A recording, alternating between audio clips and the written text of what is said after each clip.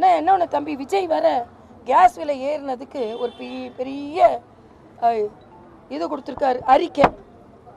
கச்சா எண்ணெய் ஏறிடுச்சான், இறங்கலையாம். ஒரு அதிகாரப்பூர்வம் விஞ்ஞானபூர்வம் அங்கே இருக்கா? எங்கள் மாநில தலைவரோட அறிக்கையை பாருங்கள், விஜயோட அறிக்கையை பாருங்கள். அவர் தெளிவாக எவ்வளவு ஏறி இருக்கு, இதற்கு முன்னால் நம்ம எவ்வளோ கொடுத்தோம், எவ்வளவு குறைச்சோம், இன்னைக்கு தவிர்க்க முடியாத காரணத்தினால ஏற்றப்பட்டிருக்கிறதுன்னு. சும்மா பொதுவாக நான் கேட்குறேன், உங்களை டிக்கெட்டு எவ்வளோப்பா விற்கிறீங்க? பிளாக்ல டிக்கெட்டு. மரியாதைக்குரிய பாரத பிரதமர் கருப்பு பணத்தை ஒழித்தார், பிளாக் மணியை ஒழித்தார். அதனால தான் அடிக்கடி நான் சொல்லுவேன், என்னோட கோட்டும் ஒயிட்டு என் நோட்டும் ஒயிட்டுன்னு சொல்லுவேன். டிமானிட்டைசேஷனுக்கு அப்புறம் கருப்பு பணம் ஒழிக்கப்பட்டது.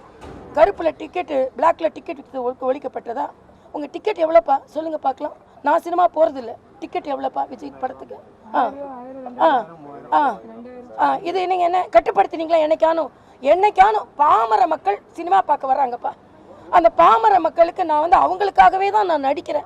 எனக்கு சுயலாபமே கிடையாது. அவங்கள என்டர்டெயின் படிக்கிற மட்டும் தான் நான் நடிக்கிறேன். அதனால் அவங்களுக்கெல்லாம் டிக்கெட்டு மிக குறைந்த விலையில், இல்லைன்னா இலவசமாக கூட கொடுங்களேன், யார் தடுத்தா?